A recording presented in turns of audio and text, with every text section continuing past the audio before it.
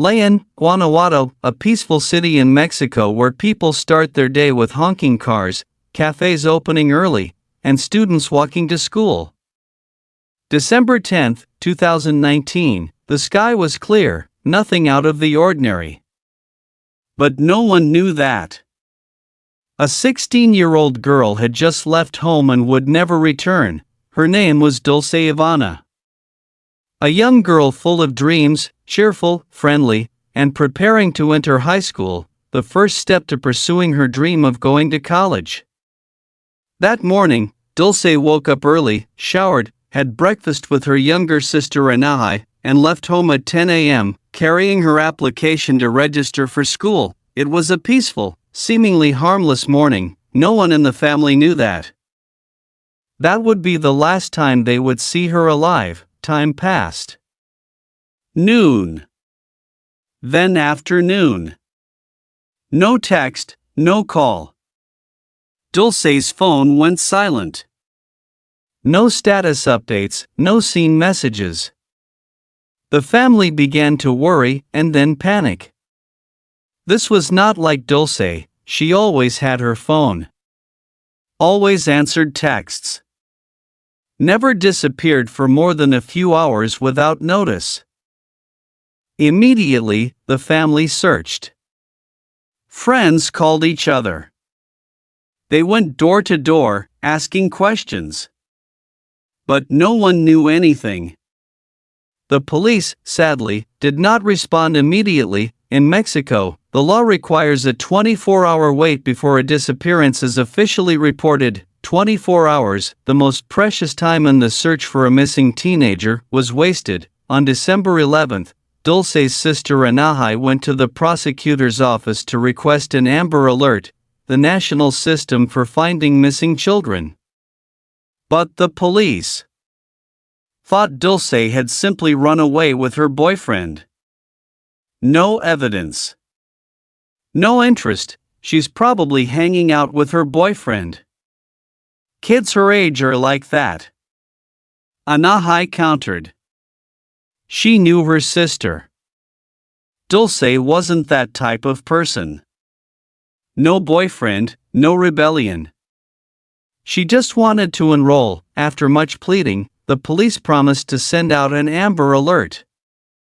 But it never went out. Angry and desperate, the family took matters into their own hands. They made flyers, posted them on social media, contacted the press. The news spread quickly, reaching other parts of Mexico, and then across the border. Dulce's story made international headlines. A 16-year-old girl, missing in broad daylight, in a crowded city, and the authorities stood by. People began sharing information. Several claimed to have seen Dulce around 10 or 11 a.m. in the Valle del Sol neighborhood. The strange thing was, she wasn't alone. Next to her was a young man, about her age. They didn't argue. There was no tension. Just talking, laughing. No one had any reason to suspect anything.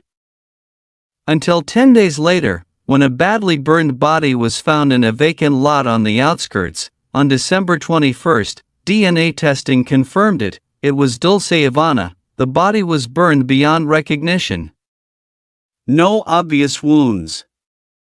No weapons. No signs of force.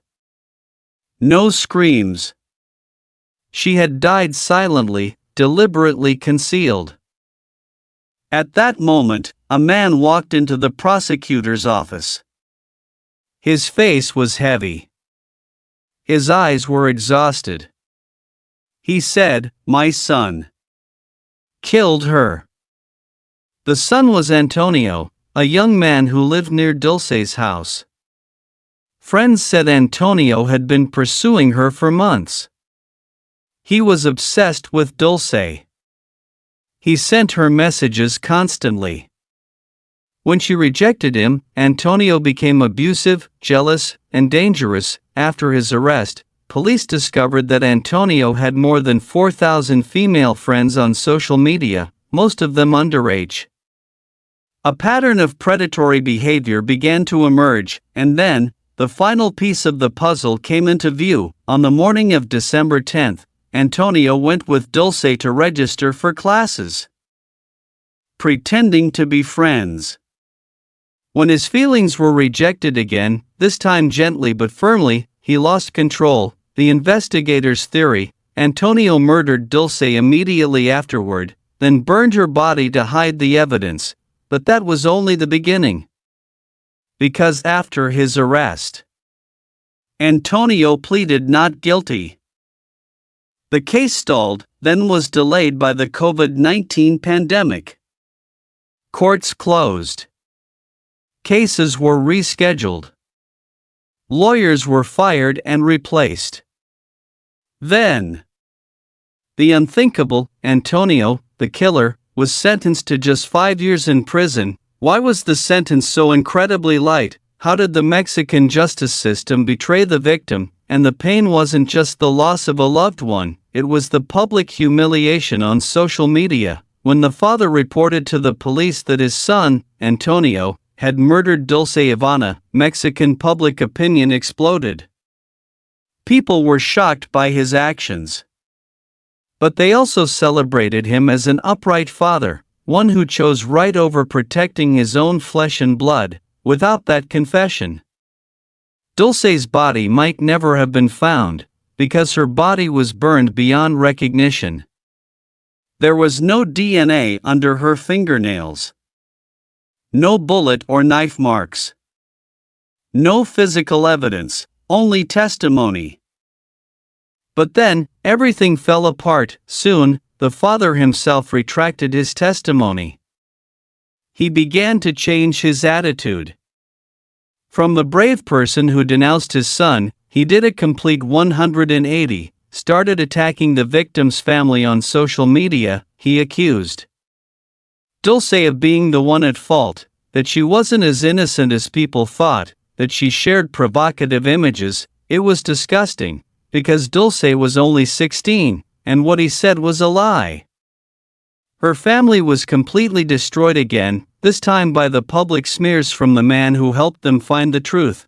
And that wasn't the worst of it. After more than a year of delays, largely due to the COVID-19 pandemic and the defendant's lawyers' protracted court proceedings, Antonio finally appeared in court in June 2021. Dulce's family, especially her sister Anahei, believed justice would come, but then, a shock: the court granted the defendant's request to shorten the trial. By pleading guilty, Antonio avoided public debate. No witnesses. No cross-examination. No harsh sentence. Maximum sentence: 20 years in prison, and then, the official sentence: 5 years in prison, for murder, burning the body of the 16-year-old victim, and destroying evidence. No one believed the verdict. Dulce's family was devastated. The Mexican community was outraged. Social media erupted in protests against the justice system. But, the law is the law. When the defendant pleaded guilty in a summary trial, the judge's power to sentence was limited. Antonio used the same system he had once cheated to escape a light sentence. Meanwhile, Anahei, her younger sister, became the face of the movement against violence against women in Mexico. She didn't just grieve, she fought. In August 2020, Anahei appeared at a major conference on victims' rights. She recounted all the failures of the system. The police refused to report her missing. The Amber Alert was delayed for a week. The body was not handed over for 2 weeks. The family had to seek justice themselves. And then, the killer of his sister only received 5 years in prison. The sad thing is, social media is divided. A large part of the online community supports Anahei, sympathizes with Dulce's family, calling her a light in the dark, but at the same time, a counterwave arises. Antonio's supporters begin to spread false theories, that Dulce seduced Antonio, that she wasn't a child, that anyone can make mistakes. Even on Dulce's personal memorial page, people left comments mocking, criticizing, and defaming. What happened to us? Why did a 16-year-old victim have to endure half-hearted justice, public pain, and a sentence as light as a breeze? That's the question no one wants to answer, and that's why Anahei doesn't stop. She continues to bring the case to light, attend talks, share the family's pain, not letting anyone forget Dulce. March 2022, 2 years and 3 months after Dulce disappeared, the official sentences announced. Antonio, 5 years in prison, no appeal. No further trial, only a lingering pain and a deep sense of betrayal, the painful echoes of the sentence, the silence of the legal system, and the unyielding journey of her sister Anahei, who disappeared after her final speech, but left an indelible echo in the hearts of society. When Antonio's 5-year sentence was officially announced in March 2022, a heavy silence fell over the Dulce family, not because they accepted it, but because they had nothing left to say. All the hopes they had, justice, truth, a just punishment, were shattered. Dulce's mother stopped appearing in the media. She withdrew, lived in silence, no longer wanting to answer the press. Her father was completely broken, refusing any interviews. Only one person remained steadfast, Anahei. But even she, the one who had been so strong in demanding justice, disappeared after a final statement. In that speech, she did not cry, she did not scream. She did not complain. She said only one sentence, which silenced the entire hall: if this is justice, then what is the meaning of justice? Then she walked away quietly, no interviews, no posts, no social media presence. Rumor has it that Anahei went to the United States to study law, so that she could defend people like her sister. Others say she is involved in an organization to fight gender violence. Still others believe she was tired and wanted to live like a normal person. Whatever the truth, the name Dulce Ivana will never go away. Her death became a symbol of what is wrong and terrifying in the Mexican justice system. A 16-year-old victim who disappeared on a beautiful morning, a slow, indecisive investigation, a sentence that feels like a breeze for a horrific crime, and worst of all, a society that cannot agree on who the victim is and who the perpetrator is. Stop and imagine if a girl like Dulce, obedient, without a criminal record, without scandal, who simply said no to a boy, was still killed, burned, who is safe. This story is not just about a murder, it is a mirror of a society full of dark spots, where women are blamed when they are abused, where the victim is scrutinized more than the perpetrator, and where crimes can be forgiven, as long as you look normal. Since Dulce's death, in Mexico, more than 10 women are murdered every day. According to 2023 statistics, the conviction rate in femicide cases is below 25%. The Ni una menos, not one more, movement spreads across cities. Dulce Ivana, even though she is gone, has become a symbol. Not because of what she did, but because of what she had to endure. Maybe Antonio would be out in a few years. Maybe life would go on, with new trials, new tragedies. But one thing is certain, Dulce's death has awakened millions of people. It makes us ask ourselves, who is the victim, who is the perpetrator, and what is justice really? To conclude this sad story, please remember a 16-year-old girl named Dulce Ivana. She was not famous. She was not a model.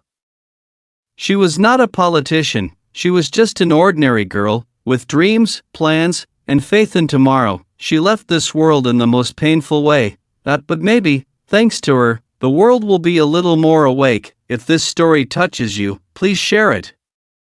Not just to honor Dulce, but to protect other Dulces living around us. What do you think about the 5-year sentence? If you were a relative of the victim, would you accept it? Leave your thoughts in the comments, because when we all speak up, no one is forgotten. Thanks for watching. Subscribe to the channel to explore the cases that make the world think.